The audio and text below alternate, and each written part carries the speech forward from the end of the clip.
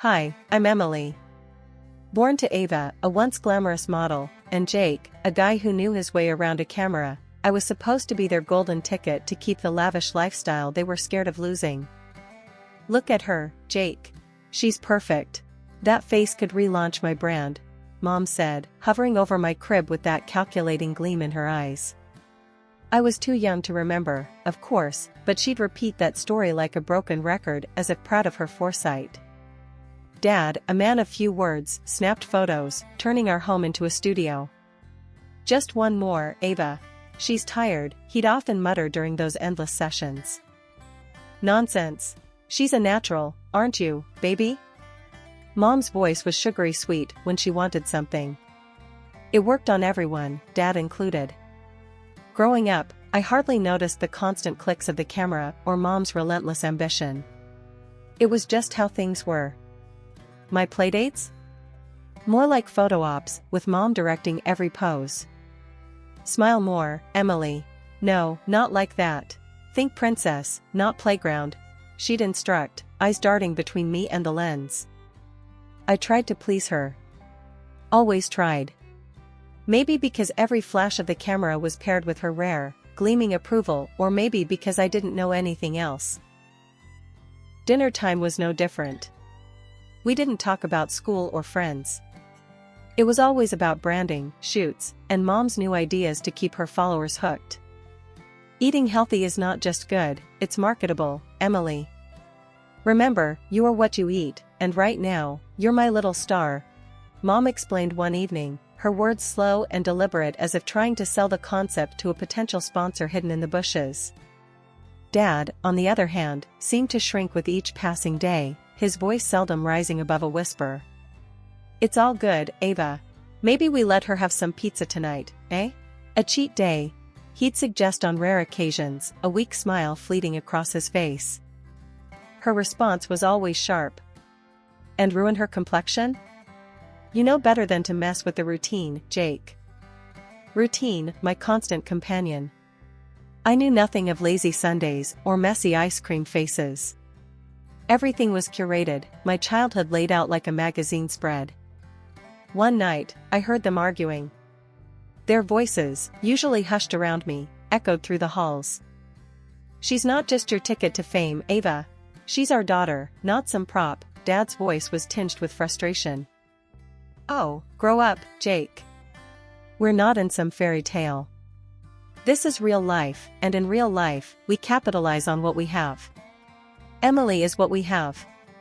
Mom shot back, her words slicing through any pretense of maternal warmth. I lay in bed, clutching my bear, Mr. Snuggles, trying to make sense of it all. The idea that I was more useful than loved wasn't new, but hearing it spelled out cracked something inside me. The next morning, things went back to normal. Mom was all smiles, pretending last night never happened. Dad avoided my eyes, his usual. Ready for your shoot, sweetheart? Mom chirped as she straightened my dress. Her hands felt cold, her smile too stretched.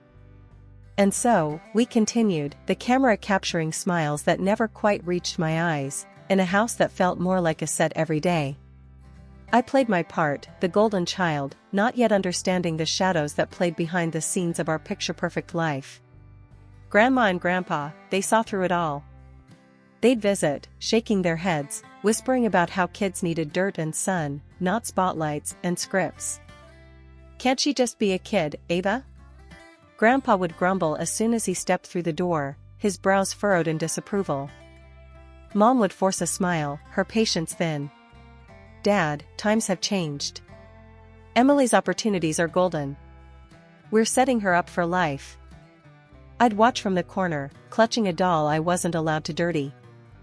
Their visits were my only break from the constant clicks of Dad's camera. He'd put it down then, his face softening. Let's all just relax for the evening. How about a movie, everyone? Dad would suggest, his voice almost a plea. Mom's eyes would narrow, her lips pursed. Sure, after Emily finishes her shoot with the new organic juice line.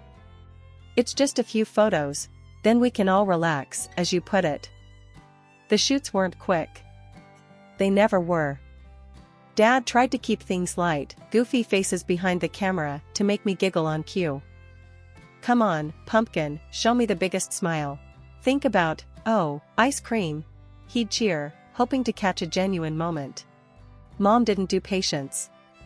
Jake, focus. We need these perfect. The company is watching closely. They want the natural, happy child, not some sugared-up toddler. The arguments got more heated when the camera was off. Grandma and Grandpa would try to steal me away for a weekend, desperate to give me a taste of normal. Ava, she should come stay with us. Just a few days. Let her run around, play in the mud. Grandpa would argue as he put on his coat, ready to leave, but not ready to give up. And what? Miss a casting call? No, Dad. We're not risking opportunities. She's fine. Mom would snap, her words final. It wasn't all bad. Sometimes, in the quiet mornings before Mom woke up, Dad would make pancakes, drizzling extra syrup and letting me toss in handfuls of chocolate chips. Don't tell your mom. He'd wink, the secret sweet between us. Promise. I'd giggle, the syrup sticky on my fingers, the moment light and free. But freedom was always fleeting. As soon as Mom's footsteps echoed down the hall, it was back to business. Hair brushed, face washed, and dressed in whatever outfit she'd laid out. In those days, I didn't understand the weight of sacrifice or the price of the path laid out before me. I only knew the routine, the constant push, and the clear understanding that my childhood wasn't really my own. It belonged to the brand, the image, the unspoken sacrifice of what could have been. When the sickness hit, it came without warning. One day, I was posing for a yogurt ad, all grins and giggles. The next, I was burning up, my body a battleground. Mom panicked, but not in the way you'd hope. Her first thought wasn't about getting me to a doctor, it was about how many shoots we'd have to cancel. Ava, we need to get her to the hospital, now. Dad was pacing, his voice edged with a panic I'd rarely heard from him. Just a minute, Jake. Let me think. Mom snapped back, her phone in one hand, probably scrolling through her calendar. Think? She's burning up, Ava. This isn't about your bloody schedule. Dad's shout would have scared me if I weren't so out of it. In the hospital, they said it was polio. I didn't really understand then what it meant, only that it was bad, really bad. Mom's face went white when the doctor explained. But she's been so healthy, Mom muttered to herself more than anyone else, her face twisted in confusion and anger. Mrs. Dawson, Emily wasn't vaccinated against polio. It's extremely rare nowadays because most children are vaccinated. The doctor explained gently, a look of sympathy across his face. Dad looked like he'd been punched. Not vaccinated? Ava, what, why? Mom's lips thinned, her usual defense rising quick. Don't you start on me, Jake. It was a choice we made. I was moved to a room, wires and tubes hooking me to machines that beeped and blinked. Days turned into weeks. I missed the sun, my sketches, even the annoying flash of Dad's camera. Mom rarely stayed long. She'd come in, sit for a bit, her foot tapping relentless on the sterile tiles. Emily, you need to fight this. You know how much is riding on you getting better, she'd say, her voice tight, like she was negotiating a deal instead of comforting her daughter. More than anything, I wanted all of this to be just a bad dream, to wake up in my bed with Mr. Snuggles tight in my arms, ready for another day of pretend. But the nightmare was real, and it wasn't just the sickness. It was seeing the strain on Dad's face, hearing the impatience in Mom's voice, feeling the distance grow between who I was and who I was supposed to be. Can't you just sit with her? Dad's voice would rise sometimes when he thought I was sleeping. She's scared, Ava. She needs us. She needs to get better. Sitting and coddling isn't going to fix her, Jake. Mom's reply, always sharp, like a slap. Days blurred together, each one a repeat of the last, beeps, whispers, and the heavy weight of knowing that to Mom, I was a project failing to meet its deadline. 2 years of my life blurred into a continuous loop of bed sheets, window views, and the ceaseless ticking of the clock. Bedridden, I became a fixture in my own home, an inconvenient piece of furniture rather than a daughter. Mom's irritation grew with each passing day, her frustration palpable every time she had to tend to me. Changing my diapers or washing me, she did it all with a grimace. "This is not what I signed up for," she'd mutter under her breath, her hands rough, her care lacking warmth. Dad tried to compensate. Every evening, he'd come into my room with a fairy tale book in hand, his voice a soft echo of better times. "Let's escape to a kingdom far away, Emily," he'd whisper, trying to lift my spirits as we dived into stories of brave heroes and far-off lands. But the daylight hours were long and lonely. Left to myself, I found solace in drawing. My sketches became my silent rebellion, my hidden diary. Crayons and pencils were my companions, crafting scenes far different from the sterile room I was confined to. I heard Mom's complaints, her selfish frustrations. She was tired of wearing the same outfits to parties because the money had dried up. "I'm stuck in last season's wardrobe while you lie around," she'd yell, her voice echoing off the walls, filled with a bitterness that cut deeper than the loneliness. Grandma and Grandpa saw the toll it was taking on me. They'd visit, laden with worry, their faces etched with concern. "Let her come stay with us for a while," Grandpa would suggest, his voice a gentle plea. "She needs a change of scenery, needs to feel loved." But Mom would have none of it. Absolutely not. What would people think if they knew I'd shipped her off to her grandparents? My image as a mother is at stake. Her voice was shrill, tinged with desperation.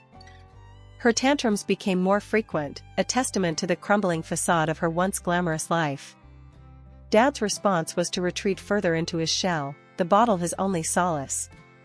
Nights were filled with the sounds of Mom's crying fits and the clinking of Dad's glass. When I turned 8, a flicker of hope emerged as I began to slowly pull myself upright, leaning heavily on the bedpost. But one leg didn't cooperate, it was thinner, shorter, a lasting reminder of the illness that had ravaged my body. Mom dragged me to countless doctors, her face etched with a mix of hope and fear. "Is there nothing you can do?" she would demand, her tone sharp as she addressed the specialists. "I'm sorry, but these are post-polio complications. There's not much we can do to reverse this," the doctors would explain, their faces somber. The realization that I would never again be the perfect model child hit her like a storm. Rage replaced her initial shock. At home, she turned that rage on me. "Look what you've done to yourself," she'd scream. "If you hadn't been so careless, none of this would have happened. You've ruined everything." Her words stung, and I'd retreat further into my sketches, my only escape from her relentless blame. My drawings became darker, a mirror to the turmoil inside me. Yet, they also held a strange beauty, a testament to my endurance and my spirit, which refused to be crushed. Nights in my room were long and silent, filled only with the scratching of my pencils against paper as I lost myself in drawing worlds far kinder than my own. My comics became my sanctuary, a place where I was the hero, not the victim. "Why do you even bother with that stuff?" Mom's harsh voice would slice through the quiet as she barged into my room. "It's not like it's going to get us back on track. You should be focusing on something useful." I learned to just nod, not trusting my voice. My drawings hid under my bed, my fears and dreams bleeding onto the pages in secret. I had no friends to call, no schoolmates to lean on, my world was confined to these four walls. And the only connection I had to the outside was through my online classes and occasional, whispered phone calls with my grandparents who seemed to be the only ones who cared. One night, something changed. It was late, and the house was quiet, too quiet. That's when I heard it, muffled screams from downstairs. Heart pounding, I limped to my door, easing it open just enough to peek through. "I can't do this anymore, Jake. Look at her, look at what she's become." Mom's voice was frantic, laced with disgust. "I can't stand to look at her anymore." Dad's response was slurred, tired. "She's still our daughter, Ava. We can't just throw her away." "That's exactly what we're going to do," she snapped back. "Here, give her this and make it look like she ran away. Maybe some robber will do us a favor tonight and get rid of the geek." Dad's steps were heavy, his presence larger as he approached my room. The door creaked open, and there he stood, a silhouette of the man he once was, his eyes sad, his breath heavy with alcohol. "We're going for a drive, Em," he muttered, avoiding my eyes. I could only nod, my whole body trembling as I followed him out to the car. We ended up in a part of town that even nightmares would hesitate to visit. Dad stopped the car, and his next words were barely a whisper. "I'm so sorry, Emily. I don't know what else to do." He handed me the phone, his hands shaking. "Keep this with you. Please forgive me." Then he left, just like that. I stood there, alone, the cold biting through my thin pajamas. My hands clutched the phone like a lifeline as sounds of distant fights filled the air. But they made one mistake, they left the SIM card in the phone. Shaking, I dialed Grandpa's number. "Grandpa, please, you have to help me. I'm scared. I don't know where I am." "Hold on, Emily. We're coming. Just stay hidden and keep the phone on." Grandpa's voice was firm, a promise in the dark. I hid behind a trash can, my body shaking from fear and cold, waiting for what felt like an eternity. Every noise made my heart jump, every shadow a monster in the dim street light. Finally, headlights swept around the corner, and Grandpa's car came into view. They had never driven so fast, and never had I felt so relieved to see them. Grandpa and Grandma rushed out, their arms wide open. After they rescued me, Grandpa and Grandma drove straight to Mom and Dad's house. They were furious, their anger crackling through the air like electricity. I stayed in the car, but I could hear the raised voices even from the driveway. "You've gone too far this time, Ava." Grandpa's voice boomed. "Please don't tell anyone," Mom pleaded, her voice cracking with fear.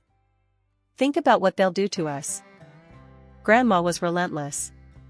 "You're not fit to be her mother. You're signing over custody, Ava. Today." And just like that, they secured my freedom. Mom signed the papers, her tears of fear a far cry from repentance. Dad was silent, his head bowed, the fight gone out of him. Life at Grandma and Grandpa's was peaceful. They had a small, cozy house with a big backyard and a garden that seemed enchanted, bursting with colors and life. Grandpa taught me how to plant flowers, his rough hands gentle on the earth. "Plants gotta be nurtured, Em. Just like people," he'd say, a smile tucked into his beard. Grandma was a whirlwind of love and baked goods. She always had a new recipe to try, and the kitchen was our laboratory. "Sugar fixes a lot of things, especially moods," she'd wink, passing me a spoonful of cookie dough. I started going to a regular school not long after moving in. I was nervous, limping distinctly, self-conscious about my leg. But to my surprise, the kids were kind. They didn't stare or whisper like I'd feared. Instead, they were curious, accepting. "Want to play with us?" a girl named Lucy asked during recess one day. "Sure," I replied, a grin breaking over my face, surprised by the simplicity of the moment, how easy it felt to just be a kid among others. Art class became my refuge, where I truly flourished. Mr. Hernandez, the art teacher, noticed my talent right away. "You've got a real gift, Emily. Ever thought about showing your work to the world?" he encouraged. Taking his advice, I started posting my drawings online. It was just a few sketches at first, but soon, I had followers, a community of people who didn't just see the drawings, they saw me. They understood the stories I was telling through my art. Evenings at home were my favorite time. After dinner, we'd sit on the porch, Grandpa with his pipe and Grandma with her knitting, the day winding down around us like a soft blanket. "Life's good, isn't it?" Grandpa would ask, looking out at the garden bathed in twilight. "It's wonderful," I'd answer, leaning against Grandma, feeling safe and loved in a way I hadn't known was possible. At 19, life threw me into a new chapter, art school, with a scholarship that recognized my talents. The girl who once sketched in secret was now a known name in the online art community. Even my characters jumped off the pages, finding their way onto comic book covers and city walls as graffiti. Enrolling in art school was a dream realized. It was my chance to dive deeper, to explore the roots of artistic expression through classical training. "You're going to rock this, Emily," Grandpa said on the day I received my acceptance letter, his eyes gleaming with pride.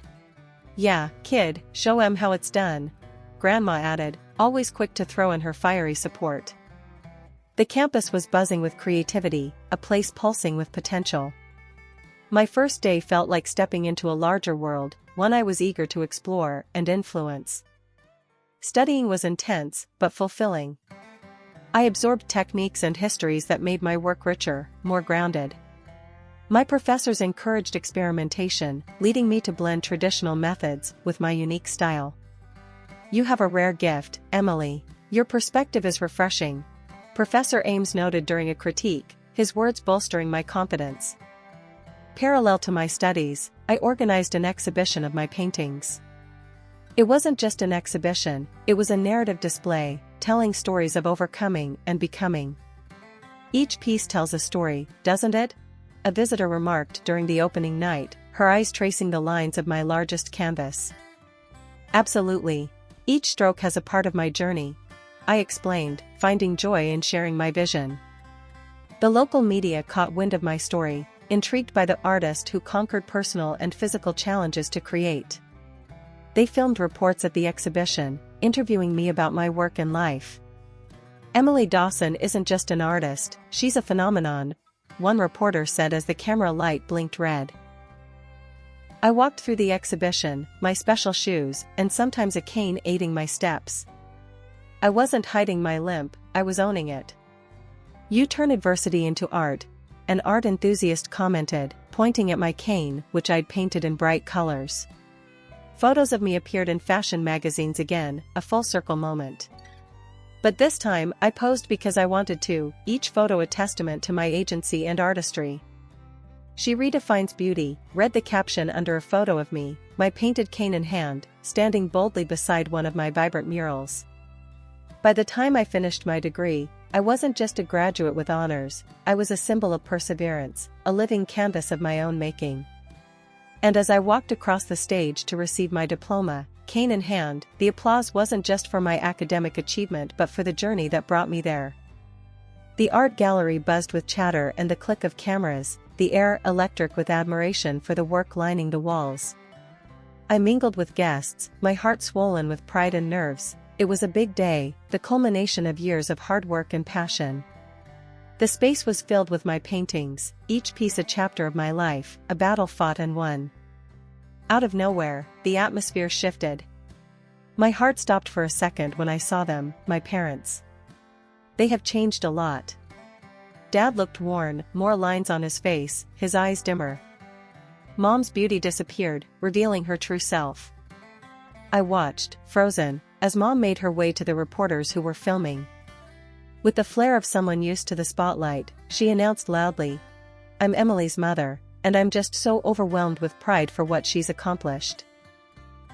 The camera swung to her, eating up her performance. She's always been incredibly talented, and seeing all she's achieved, it's a mother's dream come true. I couldn't take it.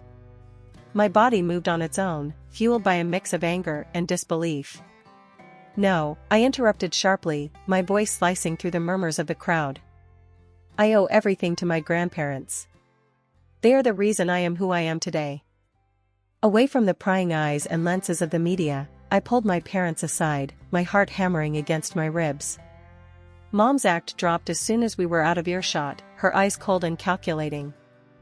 "Emily, darling, we need your help," she began, the sweetness in her voice sickening. "Your father has had some troubles, he's lost his job, and we've had to sell the house.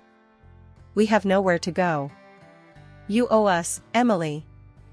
"I owed you nothing the moment you left me on that street," I shot back, my resolve hard as steel.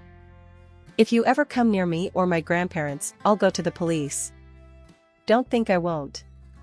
They knew I meant every word. Without another word, they turned and left, disappearing back into the shadows from which they had emerged. That night, after the guests had left and the lights in the gallery dimmed, I took a moment to walk through the quiet space. My paintings looked back at me, each one a testament to my journey. I had faced my past, confronted the pain, and came out the other side stronger. Back home, in the quiet comfort of Grandma and Grandpa's house, I finally felt at peace. Here, in this house filled with love and acceptance, I knew I was home, truly home.